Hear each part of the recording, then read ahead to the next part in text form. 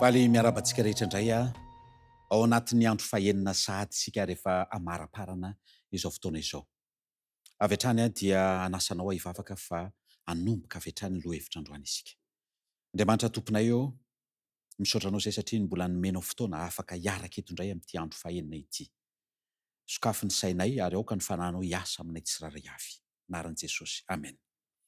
Hiditra amin'ny tapany fahatelo ao anatin'ilay hoe fepetrany amin'ny hoe inona ataoko mba ho vonjena. Ny voalohany raha hitantsika dia ny hoe tandremo ny didy, mibeba zany fa ny ho-pitiavana. Ny faharoa dia ny hoe minoan' Jesosy tompo. Hitantsika omaly zany. Ary amin'ity androany ity dia hoe tsy maintsy ateraka indray. Izay no fahatelo ho atrehantsika amin'ity androany ity. Ao amin'ny Jaona 4:1 ka hatramin'ny 7 dia izao no ambaran'ny soratra masina. Jesosy namalaka nanao taminy hoe lazaiko aminao marina dia marina tokoa, raha tsy ateraka indray ny olona dia tsy mahazo mahita ny fanjakan'Andriamanitra. Hoy Nikodemosy taminy, ataon'ny olona ahoana no hateraka rehefa lehibe? Moa mahazo miditra any an-kibon-dreniny indray va izy ka hateraka? Jesosy namaly hoe lazaiko aminao marina dia marina tokoa, raha misy olona tsy ateraka ny rano sy ny fanahy dia tsy mahazo miditra amin'ny fanjakan'Andriamanitra izy. Izay ateraka ny nofo dia nofo, ary izay ateraka ny fanahy dia fanahy. Azagaga no ny lazako taminao hoe tsy maintsy ateraka indray ianareo. Eto ry hava-malala isany dia miresaka ny amin'ny atao hoe ateraka. Inona ny hevitry ny ity atao hoe ateraka ity? Ao amin'ny Jaona 4:1-5 dia hoy ny tenin'ny soratra masina. Ny rivotra mitsoka amin'izay tiany ary renareo ny feony. Nefa tsy fantatrareo izay hiaviany na izay alehany. Dia tahaka izany izay rehetra ateraka ny fanahy. Ao amin'ny 2:12 dia hoy ny ambarana. Raha ny zavatra ety an-tany aza no nolazaiko taminareo ka tsy nonareo, ahoana ny nonareo raha milaza aminareo ny zavatra any an-danitra? Ny zavatra resahany teo mahakasika ny hoe rivotra ny amin'ny fanahy. Zany hoe ny asan'ny fanahy zany dia tahaka ny asan'ny rivotra izy io raha ambara mazava tsara. Ka ny olona izay mahatakatra ny asan'ity fanahy ity dia mahatakatra ny zavatra miseho any an-danitra ihany koa izy. Zao no ambaran'ny Dio amin'ny Kristy 2:2. Tahaka ny rivotra no fiasan'ny fanahin'Andriamanitra ao am-pon'ny olona. Tsy hita maso zany, nefa hita sady tsaroana ny asany. Miteraka aina vaovao ao am-po, mamorona olom-baovao araka ny endrik'Andriamanitra izany. Hery manavao tsy hita ny mason'olombelona izany. Ry hava-malala, rivotra miteraka fihetsehana, mouvement amin'ny ravin-kazo ohatra. Tsy hitanao ny rivotra fa ny hazo mihetsiketsika no hitanao, dia fantatrao fa mitsoka zany izay ny rivotra. Ny fanahy masina ihany koa ry havana dia miteraka fihetsehana tsara izy io, finoana, fiekenkeloka, fibebahana, asa tsara, fitandremana ny didy, fahatsaram-panahy, eny fitiavana aseho amin'ny fikarakarana ny hafa izany. Zany no asan'ity atao hoe fanahy ity. Ao amin'ny herin'ny fanandrina, izay boky nosoratan'ny ilay mpanoratra kristiana hoe Anabavy Ellen White, ao amin'ny pejy 475 paragrafy voalohany, dia izao no ambarany. Sy ao amin'ny Baiboly ao amin'ny Galatiana 5:5-20 atambatra tsika ireo tenireo. Fa ny finoana kosa dia avy amin'ny fanahy masina ozy izy.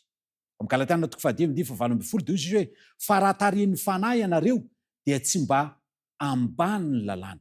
Ateraka ny fanahy zany hoe ovain'ny fanahy ho lasa olom-baovao ny olona. Raha misy zany zavatra miseho tsara eo amin'ny tenanao dia tsy noho ny hoe satria ianao no niezaka nanatanteraka an'izany, fa asan'ny fanahy izay tanterahana eo aminao. Ny zavatra tsara izay hita eo amin'ny fiainantsika. Ny finoana dia avy amin'ny fanahy masina izany. Ao amin'ny Dio amin'ny Kristy, pejy 490, paragrafy 2, ao amin'ny boky izay nosoratan'ilay mpanoratra kristiana Anabavy Ellen White ihany izy io, dia ozy izy hoe miteraka aina vaovao ao am-po, mamorona olom-baovao araka ny endrik'Andriamanitra, izany hery manavao tsy hita ny mason'olombelona izany. Tsy maintsy ateraka indray ianareo, izay midika tsy maintsy ovana indray ianareo. Zany ny olona azo antenaina hiditra ny fanjakan'Andriamanitra. Zany natao hoe tena kristianina marina. Ao amin'ilay hoe finoana sy asa, pejy 5:10 paragrafy voalohany, dia hoy ny teniny izay voambara ao. Velomina, etsehiny indray amin'ny alalan'ny finoana any Kristy ilay mpanota vao maty tamin'ny fahadisoany sy ny otany teo iny. Zay zany le hevitry ny hoe ateraka indray, misy famelomana indray, hetsehina indray. Zany hoe esorina tao anatin'ny fahotana ianao ka omena aina vaovao indray amin'ny finoana ny Kristy, ilay hanavao indray ny fiainanao. Ilay maty teo no ny fahadosoana sy ny fahotana fa ankehitriny ho velomina ho amin'ny finoana ny zanak'Andriamanitra indray. Ao amin'ny dimy Kristy ihany, ilay boky izay nosoratan'ilay mpanoratra kristianina Anabavy Ellen White, pejy 770 paragrafy 2 dia hozy izy hoe tsy hain'ny zaza ny anampy ny halava sy ny habeny tenany, na toy inona fanahina sy hery ananana. Toy izany koa tsy ahazo fitomboana ara-panahy ianao noho ny fanahina na noho ny fiezahny tenanao. Ny hery ny fanan'Andriamanitra no manova antsika fa tsy isika velively izany. Zao ny voalazan'ny Efesiana 2:5-7. Fa fahasoavana ny namonjena anareo amin'ny finoana, ary tsy avy aminareo izany fa fanomezana avy amin'Andriamanitra, tsy avy amin'ny asa fandrao irehare. Ny fanahy no mahatanteraka ny asa tsara hanova olona anankiray ho olom-baovao. Ahoana ary ny fomba hoentin'ity fanahy ity manova antsika? Ahoana ny fomba hoentiny? Ao Mateo 7:1-10 dia ny tenin'Andriamanitra, izao dia manao batisa anareo amin'ny rano ho amin'ny fibebahana, fa ilay avy aoriako no mahery noho izaho ka tsy mendrika hitondra ny kapany azy aho. Izy no anao batisa anareo amin'ny fanahy masina sy ny afo. Araka ny fanambarana io dia isy asa ataon'ny fanahy masina ho amin'ny fanamboarana sy fanefena ny olona. Fomba nanovan'ny fanahy masina antsika, zao ny voalazan'i Isaia 4:2-5. Jehovah, no ny azo pahoriana izy dia nitady anao, no niara-ny famaizanao izy dia nanao vavaka anakapo. Dia ava-malala isany mampiasa ny toe-java-tsarotr'Andriamanitra mba hahatonga antsika hahatsiaro hitodika eo amin'Andriamanitra. Ao amin'ny Salamo 7:7 dia hozy izy ny fanambarana, fony tsy mbola azo pahoriana dia naniasi, fa ankehitriny dia mitandrina ny teninao aho. Ny olona zany rehefa mbola ao anatin'ny tsy fanarana ny tenin'Andriamanitra dia alefan'Andriamanitra mandalo eo amin'ny fiainany ireny fahoriana ireny, mba hahatonga azy kosa avy eo hitandrina ny tenin'Andriamanitra, hankatoa ny tenin'Andriamanitra izany. Amafisany zany amin'ny Salamo 7:1-7, soa ihany anampahoriana mba hianarako ny didinao. Hoy ny voalazan'ny patriaka sy mpaminany ao amin'ny pejy 10 paragrafy 2 ao amin'ilay boky nosoratan'ilay mpanoratra kristianina. Hatrany hatrany dia navelan'Andriamanitra handalo amin'ny memo fahoriana ny olona. Hatrany hatrany dia navelan'Andriamanitra handalo amin'izany ny olona. Ao amin'ny Isaia 7:1-2 dia hoy ny teny soratra masina, indro ny tanan'i Jehovah tsy fa mahavonjy, ny sofiny tsy lalindalovana fa hamare, fa ny elokanareo ny hevitra mampisaraka anareo amin'Andriamanitra reo ary ny fahotanareo no mampiafina ny tavany aminareo ka dia tsy miaino izy. Rava malala isany, anisan'ny mahatonga ny toe-javatra lalovantsika atao miasarotra mandrakariva ary mandalo fitsapana, fisedrana, memo ozy izy nilazantsika azy, dia satria mbola misy eloka izay miazona antsika ary nitenentsika ihany koa hoe misy fahazaran-dratsy izay iaina antsika ankehitriny. Mbola tsy tonga amin'ny fitandremana ny didin'Andriamanitra amin'ilay fahantanterahana isika, dia avelan'Andriamanitra mandalo amin'izy ireny. Avelan'ny tompo viravirain'ny Satana aloha isika no ny eloka tsy voavelo ary ireo fahazaran-dratsy izay mbola manjaka eo amintsika. Ao amin'ny Salamo 8:1-2 dia hoy ny tenin'ny soratra masina, mitaraina izy fa tsy misy mpamonjy, dia amin'ny Jehovah fa tsy mamaly ahy izy.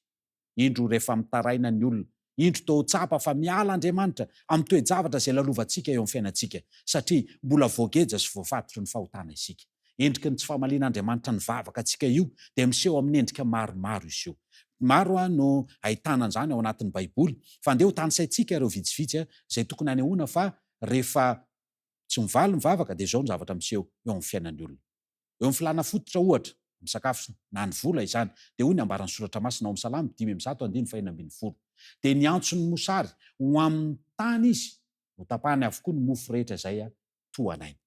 Rehefa tsy voavela heloka zany ny olona de miseho amin'ny atao hoe tapaka ny mofo toanaina rehetra.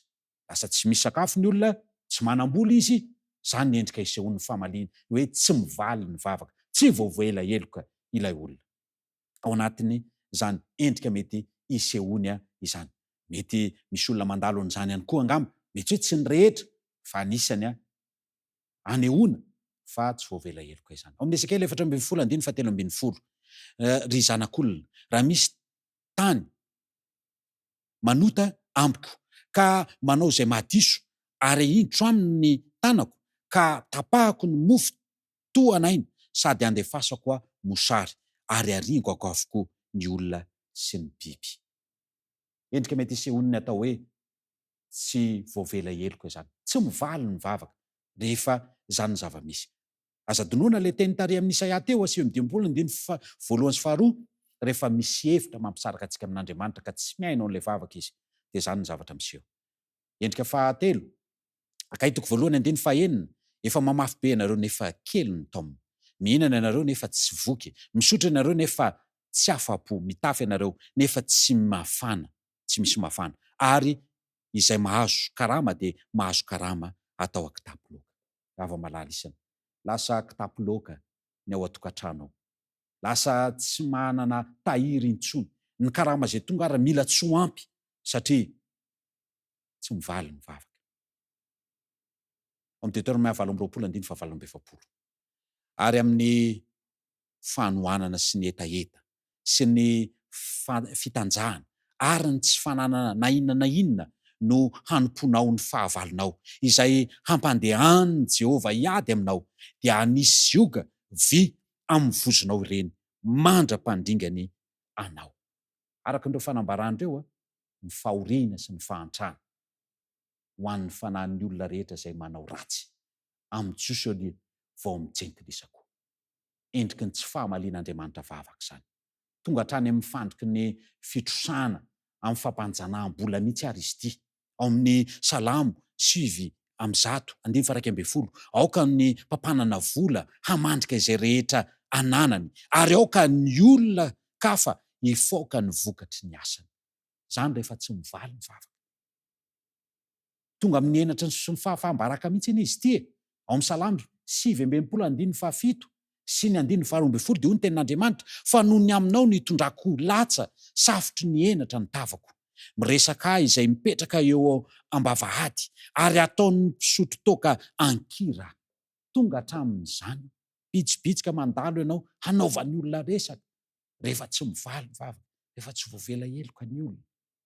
Ao amin'ny Fitomonina 1:9-9, dia hoy ny tenin'ny soratra masina, efa nanota dia nanota Jerosalema, sary maneho ny mino izy io ka izany mahatonga azy ho fahavetavetana. Izay rehetra nanaja azy dia namingavinga azy, satria efa nahita ny fitanjahany reny, eny na ny tenany aza dia miferinaina sady miambo. Zany ny toe-javatra miseho ry havana rehefa tsy mivaly ny vavaka. Ao amin'ny Salamo 8:30-10, miepinepina ny foko, lany ny heriko, ary ny fahiratan'ny masoko aza efa nandao aho. Ao amin'ny Salamo 2:104, taninina tahaka ny ahitra ny foko ka malaso, fa hadiniko na dia ny fihinan-kanina aza. Tena tsy mahatelo-kanina ny olona rehefa sendra n'izany atao hoe tafiditra ao anatin'ny memy izany, satria tsy mivaly ny vavaka.